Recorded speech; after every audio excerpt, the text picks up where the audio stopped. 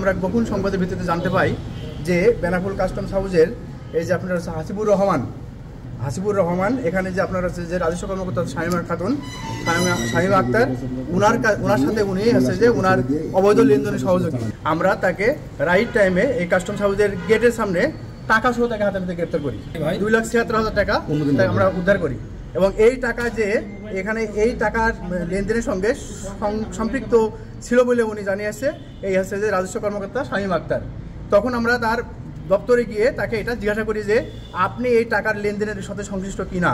তখন উনি আমাদের জিজ্ঞাসাবাদের এক পর্যায়ে উনি স্বীকার করে যে হ্যাঁ আমি এই ধরনের কথাবার্তা বলেছি এবং টাকাগুলো আমার কাছেই দেওয়ার জন্য সে আনতেছিল। যেহেতু টাকাটা পাওয়া গেছে হাসিবুর রহমানের কাছে, সুতরাং আমরা তার কাছ থেকে এই টাকাটা আমরা জব্দ করেছি এবং তারা যে মোবাইলগুলো ব্যবহার করছে সেই মোবাইলগুলো আমরা জব্দ করেছি। এটা তো উনি ওখানে বলছে, ঠিক আছে। আমরা এইটা হচ্ছে আমাদের একটা ইনকোয়ারি স্টেজ, আমরা এখন এইটা নিয়ে বিস্তারিত ইনকোয়ারি করব, ঠিক আছে। ইনকোয়ারি করব, টাকাটা তার কাছ থেকে পাওয়া গেছে, সেই টাকাটা তার কাছে আমরা তাকে আগে অ্যারেস্ট করেছি এবং এর সঙ্গে এখন যারা যারা সংশ্লিষ্ট সবাইকে আমরা ইনকোয়ারি পর্যায়ে আমরা বিস্তারিত খতিয়ে দেখবো। শামীমা আক্তার তো স্বীকার করছে, শামীমা আক্তার তো স্বীকার করছে।